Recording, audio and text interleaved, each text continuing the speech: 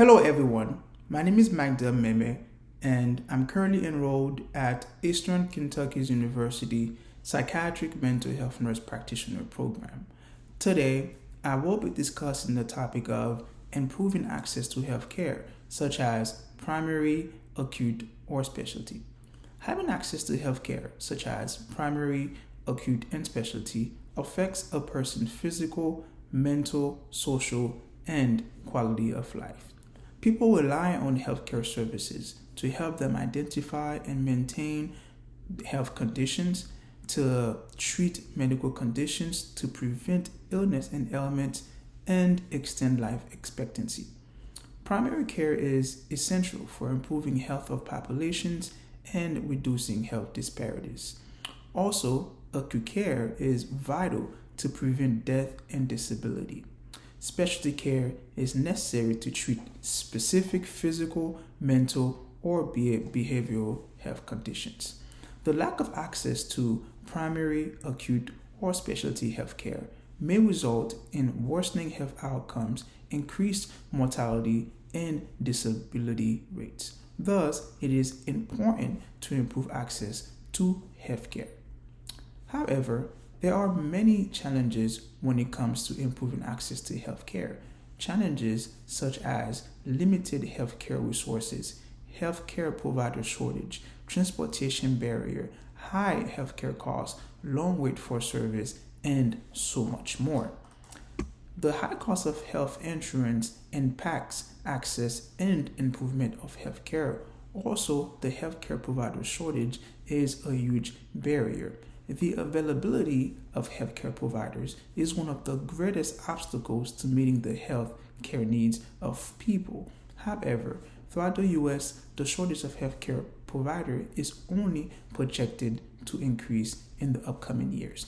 Limited availability of healthcare resources is another barrier that may reduce in access to healthcare services and also increase the risk of poor health outcomes. All of those challenges and issues when it comes to healthcare access inhibits the improvement of healthcare services. Major ethical issues when it comes to accessing healthcare services are affordability, equitability, and accessibility. Everyone should be able to afford healthcare, regardless of age, race, socioeconomic status, and gender. Financial barriers is one of the greatest obstacles to healthcare, particularly among the low income and the uninsured. People of color experience increased barrier when it comes to accessing healthcare. In the US, blacks and Hispanics have disproportionately lower incomes and higher rates of uninsurance. The effect of healthcare access on the advanced nurse practitioner role is that it creates long work hours for the advanced registered nurse practitioner and also can lead to emotional burnouts. Long and compressed work schedules can lead to fatigue-related impairment and contribute to a multitude of health and safety issues. It also impacts the continuity of care.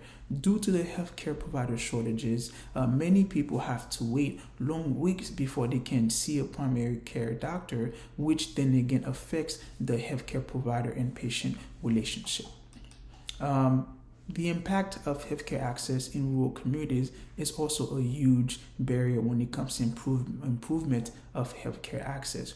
Rural communities have more limited access to primary, acute, and specialty care than their urban areas. They are older, sicker, and poorer than urban communities. About 50 million people in the United States live in rural communities, and also poverty is a huge issue, which is an obstacle when it comes to improving access to healthcare in rural communities. So, with all of these problems and issues, something has to be done to improve access to healthcare. So, what can be done?